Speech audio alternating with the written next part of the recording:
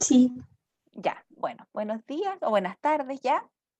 No vamos a esperar más a que ingresen compañeros, sino que vamos a comenzar y a la medida que ellos se van sumando, los vamos a ir aceptando.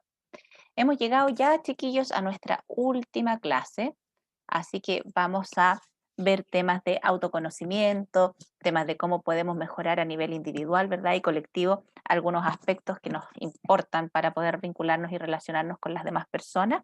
Así que voy a compartir pantalla, voy a apagar mi cámara también para poder. ¿Se ve bien la presentación?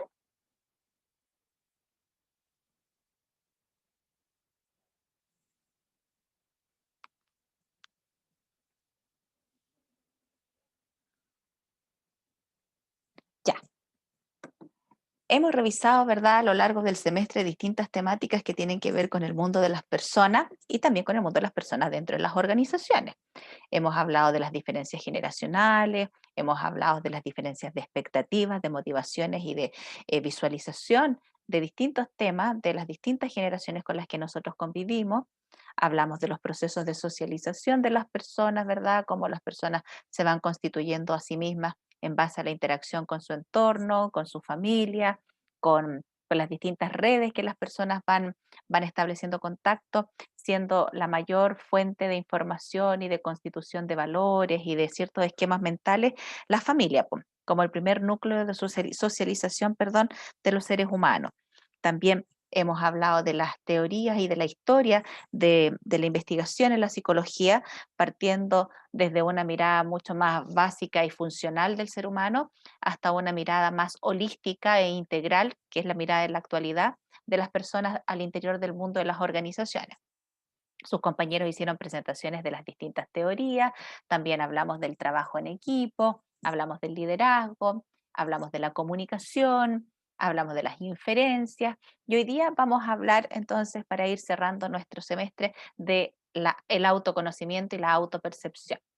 Y para ello les quiero presentar un modelo que se llama la ventana de Johari, el cual nos invita a poder identificar aspectos que las personas tenemos, tanto a nivel de pensamiento, de reacción, de sentimiento, y que tienen una vinculación en la forma en que impactan en nuestro entorno y cómo también impactan en la forma en que nosotros nos autopercibimos. Entonces, se llama ventana porque cuando lo vean tiene 4 dimensiones que pareciera ser justo los 4 vidrios de una ventana. Este es un modelo que es explicativo para entender cómo nosotros nos relacionamos con los demás, es decir, yo y el otro, lo que nosotros decimos, lo que nosotros ocultamos, lo que no sabemos que tenemos y aquellos aspectos que nosotros no vemos. Y también nos permite a nosotros identificar aspectos de las otras personas, ¿ya? Porque de la medida que uno va haciendo la revisión de este modelo, va reflexionando sobre sus propios procesos, pero también vamos pensando y como acordándonos de personas que tienen ese tipo de comportamiento, lo cual ya voy a pasar a explicar. Entonces, se basa este modelo en 2 ejes, donde hay aspectos que están centrados en mí y hay aspectos que están centrados en las otras personas. Por ello surgen estas 4 ventanas. Entonces, estos teóricos postulan que nosotros, los seres humanos, tenemos cierto tipo de información que nosotros conocemos y que los otros también conocen.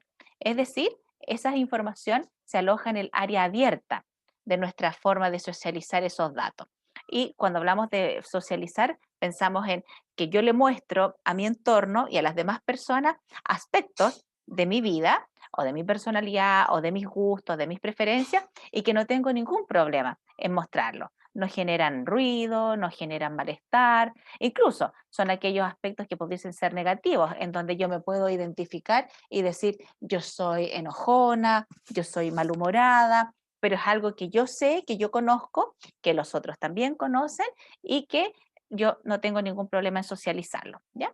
Y ahí pueden ser distintos aspectos, pues, en la carrera que estudiamos, el nombre que nosotros tenemos, como decía hace un ratito atrás, las cosas que me gustan, las cosas que no me gustan, pero que yo declaro abiertamente a mi entorno.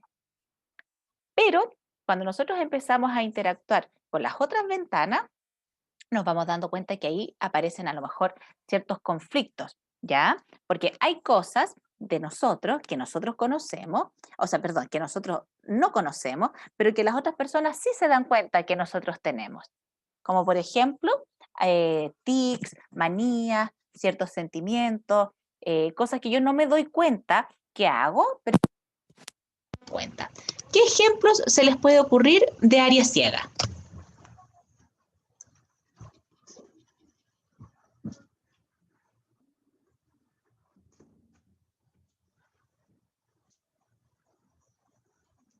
¿A alguien se le ocurre algún ejemplo?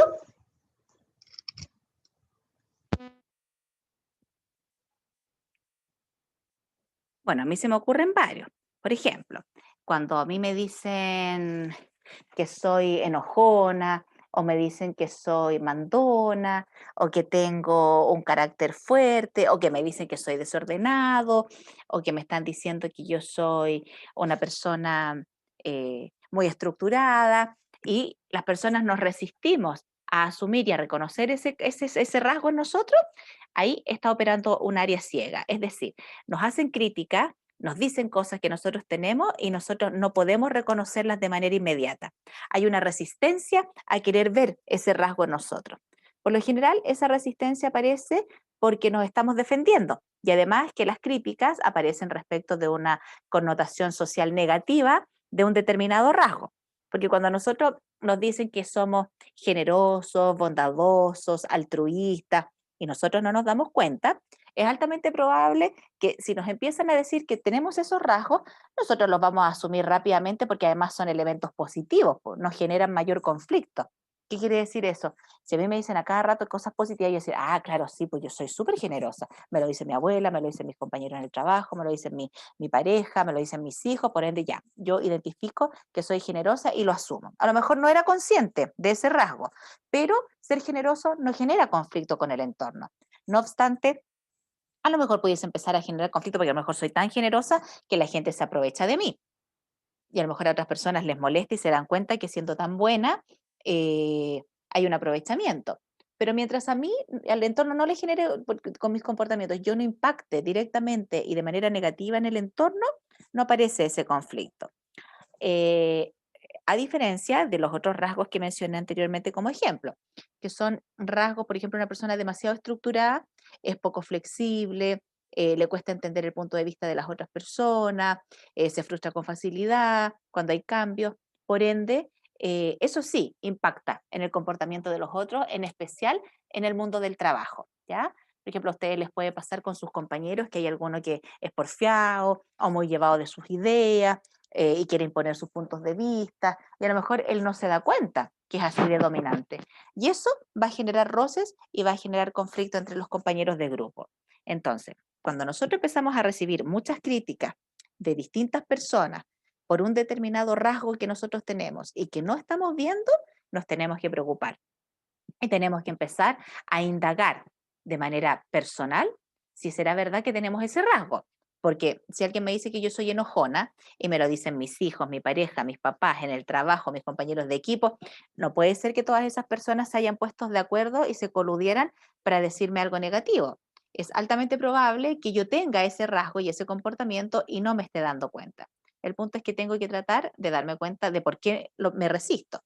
Entonces, una técnica que es importante desarrollar es empezar a preguntarle a personas de alta confianza si es verdad que yo soy tan enojona, o muy desordenado, o muy autoritario. Ahí va a depender del rasgo que están siendo, que está apareciendo como crítica. Entonces, cuando yo le empiezo a preguntar al otro, por supuesto que el otro tiene que ser un referente válido, pues no le voy a preguntar a una persona que, que me va a ocultar o como para que yo no me moleste, no me va a decir que efectivamente sí me encuentra enojona, va a evitar el conflicto conmigo, porque esa persona no me va a aportar al cambio, ¿ya? Tenemos que buscar personas que van a ser honestas y transparentes para poder ayudarnos a mejorar. Entonces, la idea es que esas personas nos entreguen datos concretos, es decir, sí, tú te molestas y eres enojona porque cuando pasa que no se te dan el gusto con lo que tú quieres, tú te frustras, contestas de mala manera y le empezamos a describir sus comportamientos con el propósito de que esa persona se logre dar cuenta que efectivamente sí es enojona, ¿ya?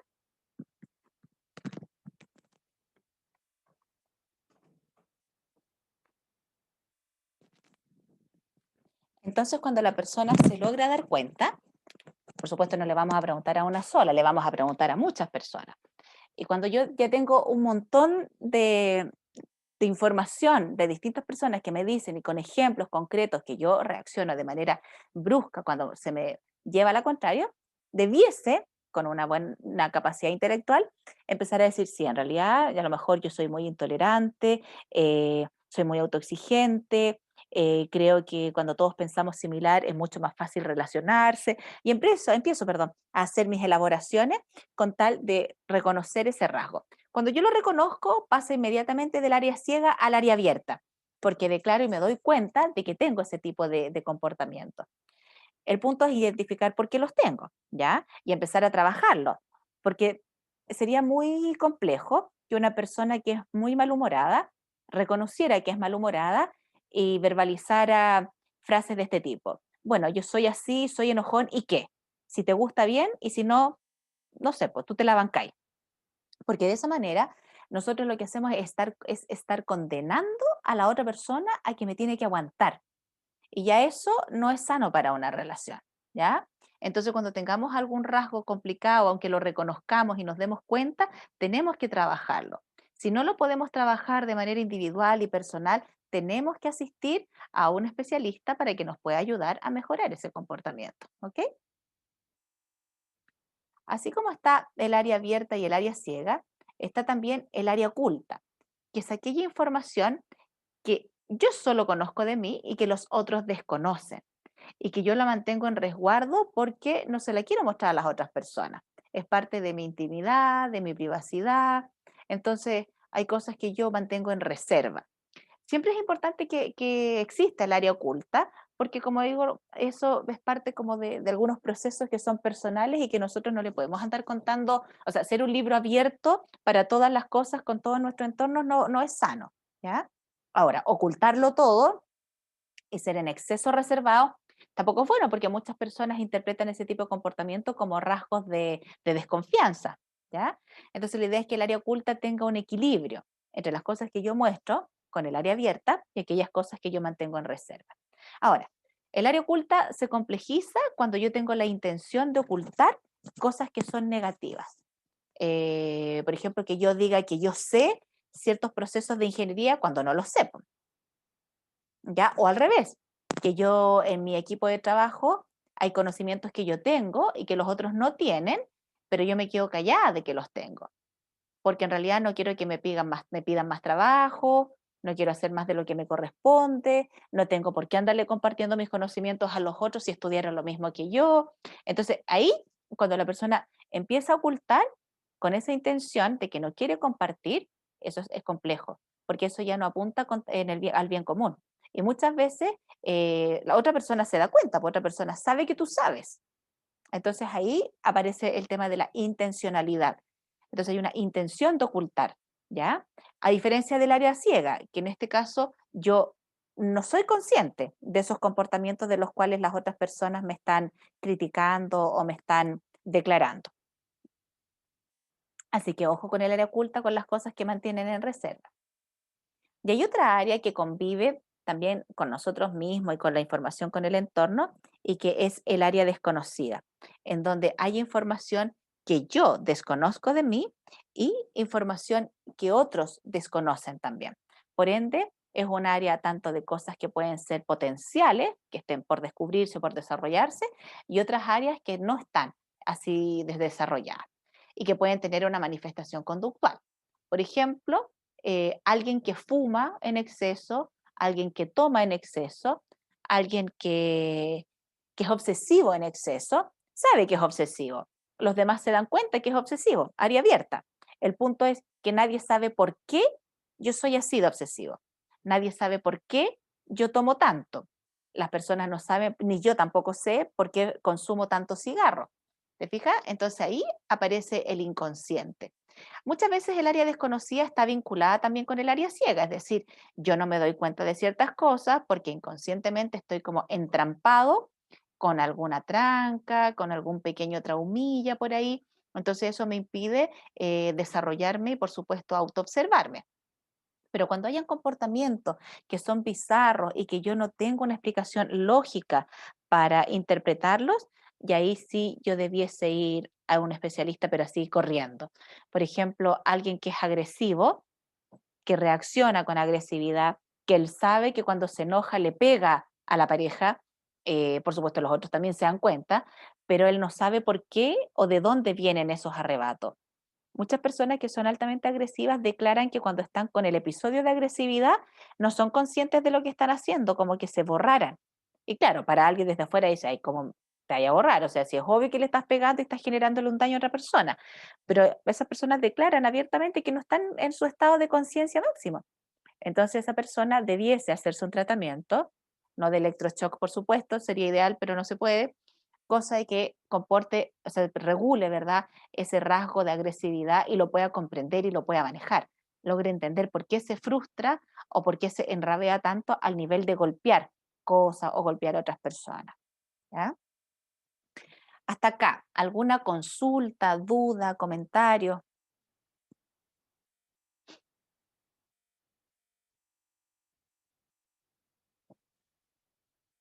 ¿No?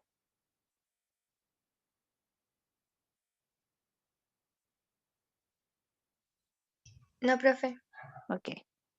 Bueno, este mismo modelo nosotros lo podemos llevar a grupos de trabajo o a grupos de personas. Entonces, por ejemplo, el área abierta dentro de un equipo, o ustedes, por ejemplo, pensemos ustedes que son un equipo porque hacen los trabajos juntos de la universidad.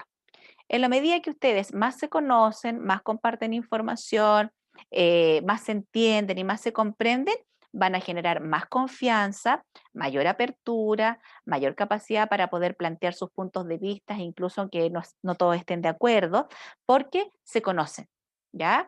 Se habla mucho de los equipos de alto rendimiento, en donde esos grupos de trabajo son tan altamente eficientes, pero es porque tienen la cualidad de que se conocen entre ellos. Es decir, saben los alcances y las limitaciones de cada miembro del equipo y de ellos en su conjunto. Entonces, no se limitan para plantear puntos de vista, no se cohíben, son tolerantes, tienen la capacidad de modernizarse o de reinventarse cuando la situación y la condición así lo requiere. Entonces, son grupos que funcionan de manera muy eficiente. ¿Ya? Eso también puede pasar al interior de una familia, que a lo mejor no cumple un objetivo, en este caso, como de tener una nota o un objetivo remunerado como dentro de un equipo en una empresa, pero una familia que tiene un buen diálogo, una buena comunicación, que tiene buenos niveles de tolerancia, van a tener áreas abiertas mucho más desarrolladas. Por ende, dentro de esa familia la gente se va a llevar bien. Nadie se va a taimar, nadie se va a murrar, no van a haber episodios de agresividad, ¿verdad? Porque hay mayor comprensión. Y ese es el escenario ideal. Siempre va a ser importante que el área abierta le gane terreno a las otras áreas para que el equipo en este caso pueda fluir y pueda desarrollarse y lograr el éxito que se propone. Pero también, al igual que a nivel individual, existen las otras áreas que complejizan ese proceso evolutivo. Entonces, muchas veces los grupos de trabajo, en especial cuando están con una alta demanda de actividades, empiezan a hacer las cosas, hacerlas, pero no están conscientes de que a lo mejor se están equivocando demasiado, que se retrasan mucho, que no tienen una fluidez en la comunicación y en la entrega de información. Y eso suele pasar cuando hay una alta carga laboral. Pero ¿qué ocurre? Que ese equipo está funcionando de manera confundida, confusa, hay malas interpretaciones, hay cosas que yo no conozco de lo que se está diciendo, tampoco me doy el tiempo de preguntar, somos poco comprensivos con los retrasos o con los tiempos del otro, pero es porque no nos hemos detenido a dialogar y tampoco desde fuera nadie nos ha hecho el alcance de que estamos funcionando de manera desorganizada. ¿Cómo se resuelve en un equipo ahora el área ciega? Siempre va a ser importante que haya un tercero que les pueda alumbrar un poco el escenario y les pueda decir, oye, ¿saben qué? Están llegando muy atrasados con los informes, están entregando fuera de plazo los trabajos, la calidad del trabajo está siendo deficiente. Entonces les está mostrando aquello que se está expresando, en este caso en cuanto a la calidad del trabajo con los ejemplos que doy. Pero también pudiese ocurrir que dentro del mismo grupo hubiese grados de lucidez de algunos de los miembros del grupo para decir, oye, ¿sabéis qué? Nos están criticando mucho, nos están bombardeando con correos de que las cosas no nos están saliendo bien, hemos tenido muchos roces y muchas peleas o malos entendidos entre nosotros, entonces algo pasa. Detengámonos a dialogar y a conversar para que nos podamos comprender. Y una vez que uno dialoga y conversa, ¿verdad?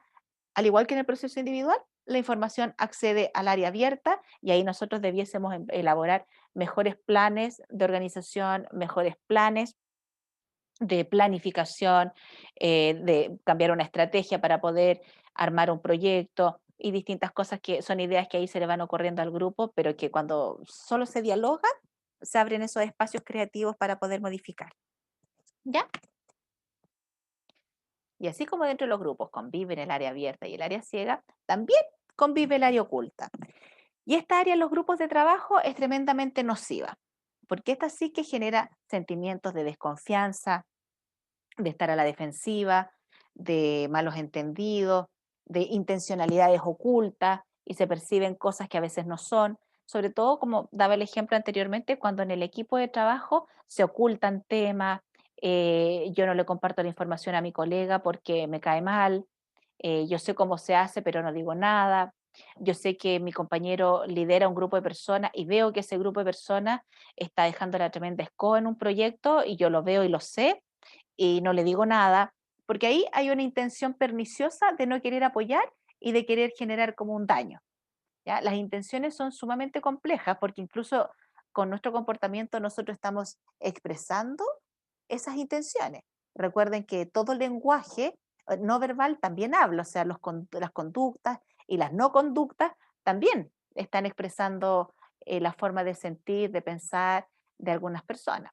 Entonces, cuando yo oculto información, en el grupo siempre va a haber un nivel de desconfianza importante. Pasa mucho en las organizaciones empresariales que de pronto se sabe que van a despedir gente. El líder, por ejemplo, un grupo sabe a quienes van a despedir. Todos saben que él sabe, pero él no lo puede decir porque la empresa le piden que se quede callado. Pero como el correo de las brujas siempre corre más rápido, la gente igual se entera. Entonces después la gente le saca en cara al líder que pucha que tú sabías, ¿por qué no me dijiste? Por último me lo hubieses dicho, yo hubiese estado prevenido para poder tomar otras acciones, buscar empleo en otro lado en esta semana. Entonces ahí el área oculta es bien delicada. Es mejor desarrollar, como decía hace un ratito, el área ciega. Entendiendo, por supuesto, que hay información que no siempre en las empresas se puede compartir y que muchas veces tiene que estar en resguardo. Pero siempre hay un correo de las brujas informal que corre más rápido y que al final todos saben lo que yo no he dicho, ¿ya? Y en ciertas ocasiones aparece también el área desconocida en los grupos de trabajo, aquella dimensión en donde, por ejemplo, puede ocurrir que un grupo ha estado haciendo un tipo de trabajo en una empresa por muchos años y de pronto a los dueños de la empresa o a veces se vende una empresa y llegan nuevos dueños y se provoca un cambio dentro de las funciones de ese equipo. Entonces ya no van a fabricar, puedo inventar, ya no van a fabricar chocolate, ahora van a fabricar fideos. Entonces ese equipo tiene que enfrentarse a nuevos desafíos, a adquirir nuevos conocimientos, a adquirir nuevas tecnologías, tiene que empezar a estudiar, tiene que empezar a generar una serie de acciones que les permitan ahora fabricar pastas, en vez de fabricar chocolate. Entonces, ahí cuando tú te enfrentas a elementos nuevos, siempre hay un área por descubrir, un área potencial de desarrollo. Este año, con el tema del COVID y también con el tema del estallido social del año pasado, mucha gente perdió sus fuentes estables de trabajo y tuvo que empezar a diversificar y empezar a ser creativo. Y a mí muchas personas me han dicho, he descubierto habilidades en mí que durante 40 o 45 años estuvieron ahí dormidas, porque no me daba cuenta de que yo las tenía. Entonces esas personas descubren un área potencial y lo comienzan a desarrollar. También puede ocurrir que hay personas que de pronto, no sé, pues me acuerdo una vez una persona, bueno, esto es como más un ejemplo a nivel individual, pero una vez una persona que le tenía mucho temor y mucho terror a los temblores en un terremoto en el 2010, fue la persona que mejor reaccionó, que mejor lideró el plan de evacuación. Entonces todo el mundo se reía porque todos esperaban que esta niña cuando fuese un terremoto, porque para los temblores fuertes era la primera que gritaba y salía corriendo de la fábrica, todos decían el día que haya un terremoto, esta galla se va a desmayar, pues va a ser un tremendo escándalo. Pero no lo fue porque ella en ese minuto quedó sorprendida de que supo reaccionar de una manera distinta. Entonces eso puede pasar a nivel personal y a nivel colectivo. Ahora, por supuesto, hay situaciones que son complejas y que también son negativas. Por ejemplo, yo parece que lo mencioné en alguna clase hace tiempo atrás, el evento de la secta de Coyihuay, en donde siendo todos profesionales, con un nivel con un capital cultural similar, por haber sido profesionales universitarios, terminan accediendo a hacer cosas que no se imaginaron nunca que accederían, que en este caso fue matar a una guagua. Entonces ahí el inconsciente de estas personas, las necesidades de afecto, las necesidades de pertenencia, de ser aceptados, les jugó una mala pasada porque terminaron cometiendo un crimen. Por eso digo que a veces también te puede llevar como en grupo a generar acciones que no son buenas. Entonces, las ventanas, tanto el área ciega, el área oculta, el área abierta como el área desconocida, son dinámicas y van cambiando. En la medida que una de ellas crece, las otras se minimizan. Y como aquí en el ejemplo, ¿ya? O sea, mientras más área desconocida hay, menos área ciega hay, pero también hay menos área abierta, es decir, hay un montón de cosas que yo no conozco de mí, que yo no tengo, sé que las tengo, que yo expreso de más poco lo que me pasa. Lo mismo pasa con el área ciega, si yo tengo un excesivo desarrollo del área ciega, soy alguien muy defensivo, poco autocrítico, con poca autovisualización, que probablemente no voy a crecer ni voy a evolucionar, porque mucho de la evolución y del crecimiento, tanto a nivel personal como profesional, dependen de tener la capacidad de autoobservarse y de autoconocerse y de autoevolucionar. ¿Ya?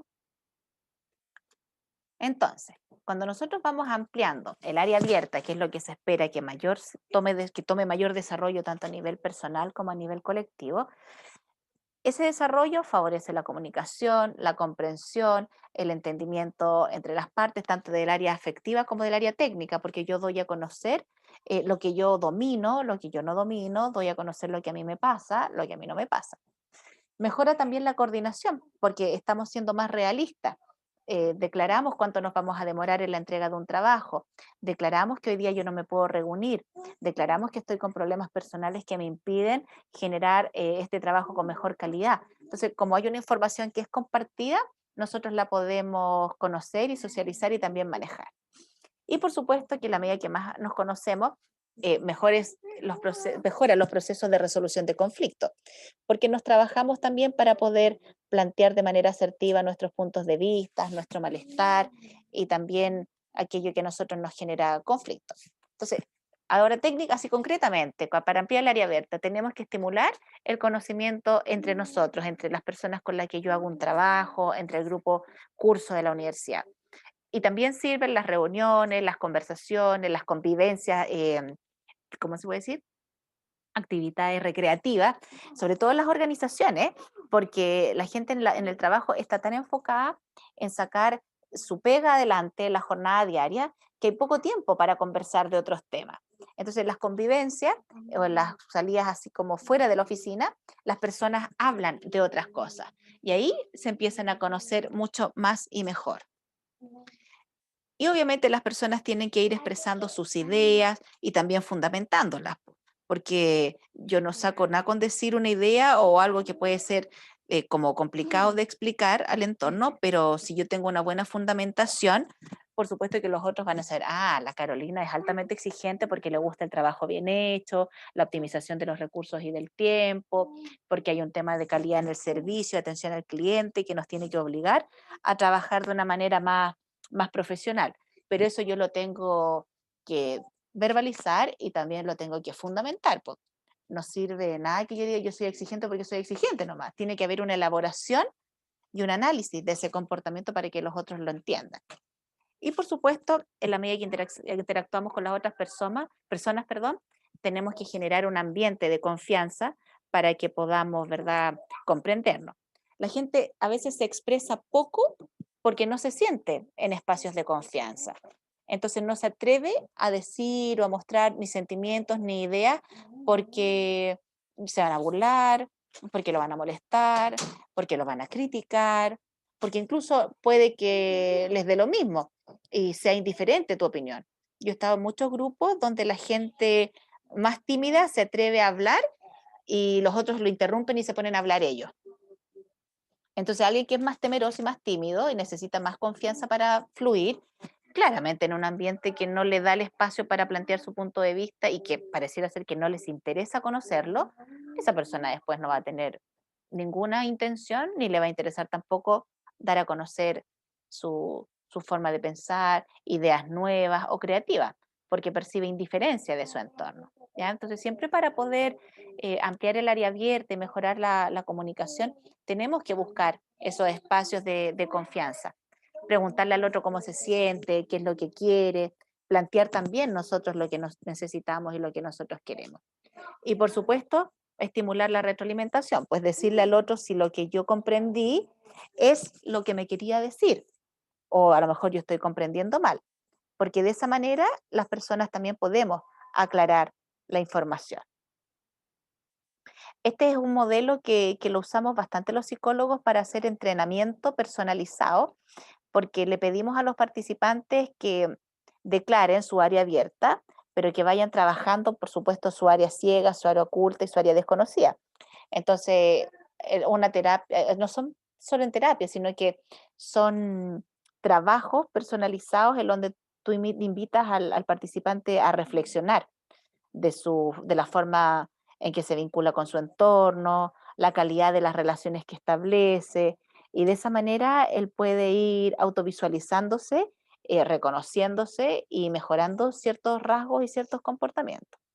Así que yo los invito a ustedes a que también puedan utilizar el modelo ahora que son jovencitos, porque como siempre digo, es mejor conocerse a esta edad que esperar a ser muy viejos y decir más sabe el diablo por viejo que por diablo, porque te vas a evitar un montón de malos ratos y de problemas con tu propio comportamiento que pudiste haber corregido y pudiste haber mejorado cuando era, cuando tenías aún la posibilidad de cambiar ese rasgo, porque ustedes en la edad que están y en la etapa que se encuentran, aún son flexibles, todavía pueden modificar cambios de comportamiento negativos por uno más positivo, todavía pueden flexibilizar sus juicios, sus paradigmas, y por supuesto toda esa flexibilización tiene que ir en beneficio del propio desarrollo de ustedes. Hasta acá, ¿alguna consulta, duda, comentario? ¿Nada? ¿Alguna pregunta también que pudiesen tener respecto del trabajo que están desarrollando, que tienen que entregar hoy durante el día, o no, mañana durante el día?